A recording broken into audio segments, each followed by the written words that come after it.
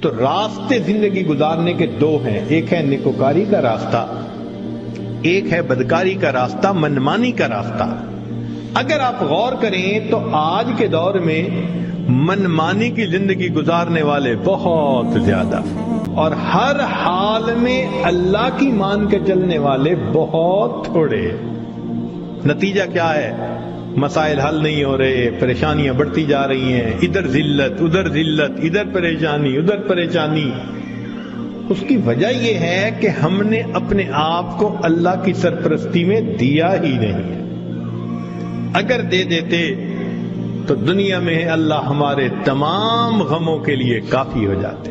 ہماری مثال تو وہ ہے کہ کوئی بلینر انسان ہو اور اس کا بندہ چپڑاسی کی نوکری کے لیے درخواست دیتا پھرے، تو ہر بندہ کہے گا یار تمہارا باپ تو بلینر ہے اور تم پی این کی جاب کے لیے درخواست دے رہے ہو، سویپر کی جاب کے لیے، یہ کیا؟ وہی حال ہے۔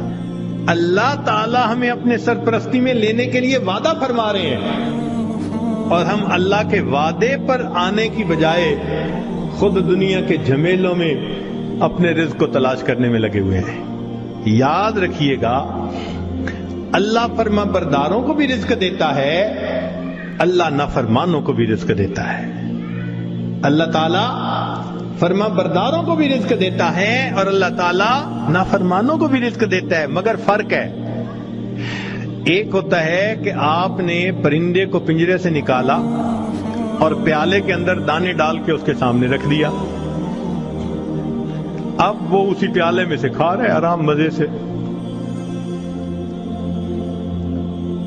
یا آپ نے پنجرے سے مرغی کو نکالا اور یوں دانے پھینک دیے تو وہ دانے چگ رہی ہے مگر دانے اس کو مل رہے ہیں۔ یہ ہے اللہ فرما برداروں کو رزق دیتا ہے، کسی کا ایک ہی جگہ، کسی کا ٹریولنگ کے ساتھ، ادھر بزنس ادھر امپورٹ ادھر ایکسپورٹ، مگر اللہ تعالیٰ رزق دیتا ہے ان کو۔ یہ رزق ملتا ہے فرما برداروں کو۔ اور ایک رزق ہوتا ہے کہ آپ نے اگر چوہے کو پھنسانا ہو تو اس کو بھی تو آپ کنڈی کے اندر گوشت کا ٹکڑا لگا کے رکھتے ہیں، پنیر کا ٹکڑا، یہ بھی رزق تو مل رہا ہے نا، مگر کس کے لیے؟ کہ یہ ہمیشہ کے لیے پھنسے قابو آئے۔ تو نافرمانوں کو بھی اللہ رزق دیتے ہیں مگر چوہے کی طرح کہ یہ پکڑا جائے گا، اس کی گت بنائیں گے۔ اب ہم سوچیں کہ ہم فرما برداروں کا رزق لیتے پھر رہے ہیں یا نافرمانوں کی طرح رزق کماتے پھر رہے ہیں۔ معاملہ تو ہمارے اوپر ہے۔ اللہ تعالیٰ فرماتے ہیں الیس اللہ بکاف عبدا، کیا اللہ اپنے بندے کے لیے کافی نہیں ہے؟ کتابوں میں لکھا ہے اے بندے، ایک تیری مرضی ہے، ایک میری مرضی ہے۔ اگر تو چاہے کہ تیری مرضی پوری ہو، میں تجھے تھکا بھی دوں گا، تیری مرضی کو بھی پورا نہیں ہونے دوں گا۔ اور اگر تو چاہے کہ میری مرضی پوری ہو تو میرے بندے میں تیرے کاموں کو بھی سنوار دوں گا، تجھے رزق میں بھی وسعت عطا فرما دوں گا۔ تو اللہ کی مان کے ہم چلیں تو اللہ ہمارے سارے مسئلوں کو حل کر دیں گے، کیونکہ ہم پھر اللہ کی سرپرستی میں آ چکے ہوں گے۔ اللہ تعالیٰ قرآن مجید میں فرماتے ہیں وعد اللہ الذین آمنوا منکم وعملوا الصالحات لَيَسْتَخْلِفَنَّهُمْ فِي الْأَرْضِ، اجتماعی طور پر نیکوکار بن کر زندگی گزارنے والوں کے لیے اللہ کا وعدہ ہے۔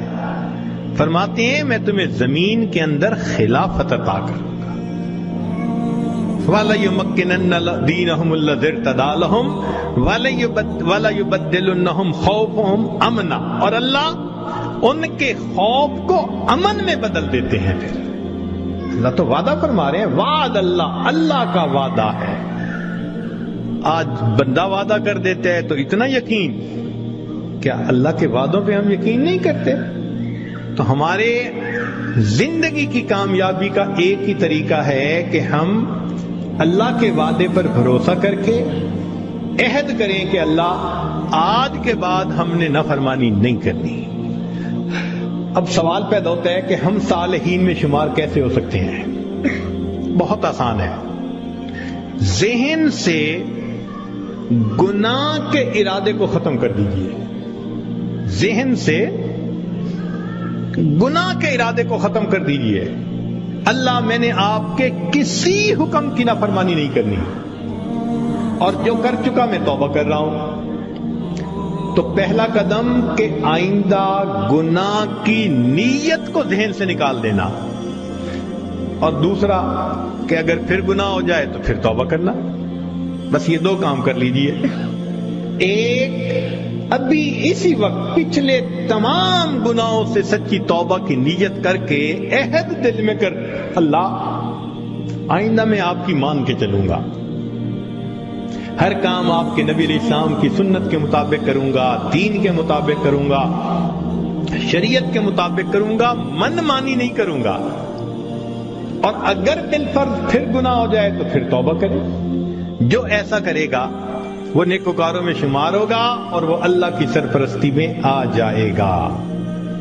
اور جب تک ہم اللہ کی سرپرستی میں نہیں آئیں گے ہماری پریشانیاں ختم نہیں ہوں گی. ہم نے دنیا میں دیکھا ہے پرائی بکری کو کوئی گھاس نہیں ڈالتا. ہم نے کلمہ تو پڑھا نا، تو لیبل تو لگ گیا نا کہ یہ مسلمان ہیں. اب اگر اللہ کے در سے بھی کچھ نہ ملے تو کسی اور در سے کیا ملے گا؟ بلکہ ہم نے تو دیکھا ہے کہ جس کتے کے گلے میں پٹے کا نشان ہو نا اس کو ہر کوئی دھتکار دیتا ہے، جائے اپنے مالک کے دروازے سے کھائے. بالکل ہمارا یہی حال ہے. جدھر رخ کرتے ہیں ہمیں دھتکارا جاتا ہے، جاؤ اپنے رب سے مانگو جا کے. اور رب سے مانگنے کے لیے نیک ہم بن نہیں رہے. تو ہمارے پاس کوئی دوسری آپشن نہیں سوائے اس کے کہ زندگیوں کو بدلیں، نیکی پہ آئیں، اللہ تعالی ہمیں اپنی سرپرستی میں لے لیں. پھر اللہ تعالی ہمارے الٹے کاموں کو بھی سیدھا کر دیں گے، ہماری پریشانیوں کو اللہ ختم فرما دیں گے. زندگی گزارنے کا اس سے بہتر کوئی دوسرا راستہ نہیں ہو سکتا.